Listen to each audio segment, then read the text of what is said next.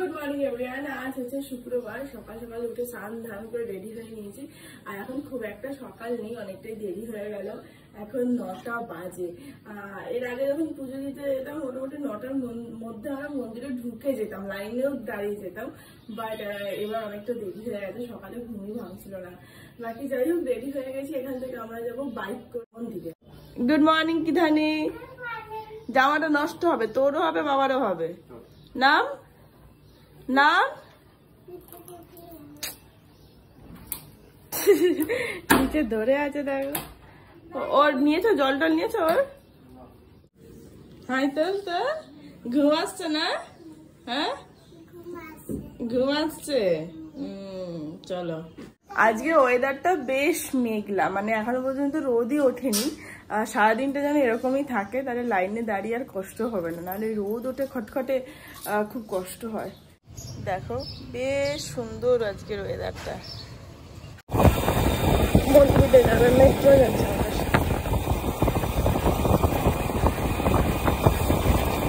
দেখেছিস?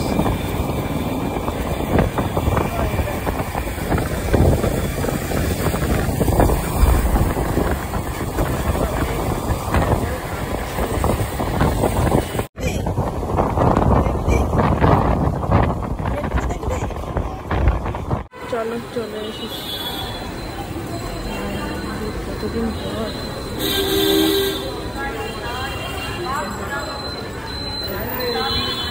এসে তো গেছি, বাট মারাত্মক ভিড় আজকে, মানে বিশাল ভিড় বিশাল ভিড়। আজকে গুড ফ্রাইডে না, ছুটি, তাই ভিড়। আমাদের পুজো দেওয়া কমপ্লিট হয়ে গেছে, খুব সুন্দরভাবে পুজো হয়েছে, তাই তো? চলো এবার বাড়ি যাবো। আমরা এসেছি একটুখানি কচুরি খেতে, গরম গরম। পাপা আসছে, একটু খাও একটু খাও। কেমন খেতে, ভালো? বাড়ি চলে এসেছি, পুরো যা তো অবস্থা, বাইরে মারাত্মক রোদ মারাত্মক গরম পড়েছে, এরপর আরো গরম পড়বে। তবে পুজোটা খুব সুন্দর দিয়েছি, মাকে অনেকক্ষণ সামনে থেকে দেখতে পেরেছি। চলো এবার ফ্রেশ হয়ে নিই, রান্না করতে হবে। এখন গরমের মধ্যে 4টে কচুরি খেয়ে পেট পুরো ঢাইসাই করছে, মানে আরো বেশি অস্বস্তি লাগছে। ও অফিসে যাবে, ভাত বসিয়েছি, মেয়ের ভাত বসিয়েছি অল্প করেই, কারণ ওর খাবার একদম ইচ্ছে নেই, আমারও খাবার একদম ইচ্ছে নেই। তো বলছে প্রচন্ড জল টান হচ্ছে, জল জাতীয় কোনো খাবার খেতে পারলে ভালো হতো। দাঁড়াও আমি তোমাকে দিচ্ছি। বাড়িতে তরমুজ ছিল, তাহলে তরমুজ শশা দুটোই জলের জিনিস, খেয়ে যাও, পেটও ভরবে, শান্তিও লাগবে। ব্যাস এটা ওর। এখানে ভাত হচ্ছে, এখানে ম্যাডাম প্লেন সেদ্ধ ভাত খাচ্ছে। পুজো দিতে গেছিলাম, প্রচন্ড টায়ার্ড, সেই চক্কর আজকে রান্নাও করিনি, তো ওর জন্য ওরা কপালে আজকে সেদ্ধ ভাতই জুটেছে। বাকি আমি নিয়ে বসেছি 1 থালা ফল, এই যে স্যারের মতন। মিষ্টিটা পরে খাবো, বাট আগে ফলটা খাই। ওই প্যারাগুলো খেতে খুব ভালো লাগে, তো ওর জন্য আমি বাড়ির জন্য 4টে নিয়ে এসেছি। এই যে সন্ধ্যাবেলা একটু র চা একটু মুড়ি চানাচুর মাখিয়েছি। দুপুরবেলাতে ভাত খাইনি না, সন্ধ্যাবেলাতে একটু খিদে পেয়ে গেছে, তো ওকে বললাম চাউমিন করবো, খাবে? তো বললো না চাউমিন আর খাবো না। আমি দুপুরে ঘুমিয়েছি, ও তো আর ঘুমায়নি, তো বললো তুমি মুড়ি চানাচুর মাখাও, খাবো, তাড়াতাড়ি ওর ভাত খেয়ে শুয়ে পড়বো। ঘুমিয়েছি, কিন্তু তবুও মাথাটা কেন না ধরে রয়েছে, মনে হয় খিদের জন্য। নতুন জলের জার, এটা এখন এখানে উঠবে।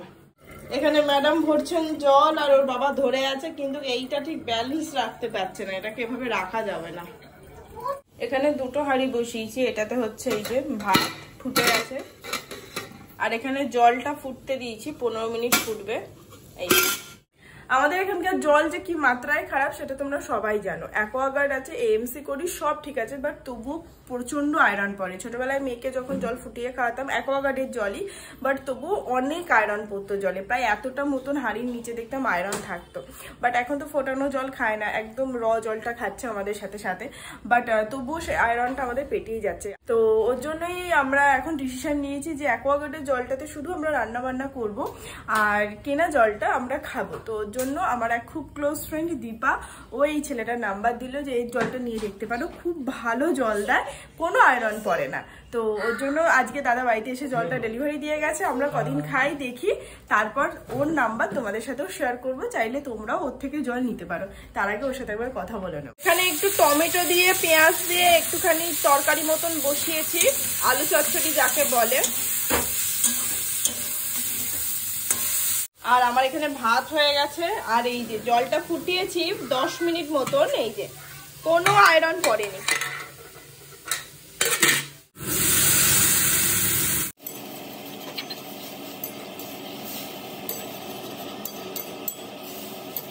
কেনা জলে প্রথম রান্না হচ্ছে। বাবার ব্যাগ, যাই হোক আমার এখানে হালকা করে একটা ব্যাগ গোছানো হয়ে গেছে ছোট্ট মতন। চলো এবার খাবে।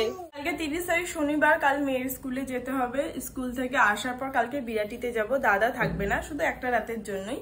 রোববার দিনকে আবার চলে আসবো, তো ওর জন্য টুকটাক জামা কাপড় তো লাগেই না, তো ওই ছোট্ট একটা ব্যাগ প্যাক করে নিয়েছি। আর এই যে ম্যাডাম ভাত খাবেন আর আলু চচ্চড়ি।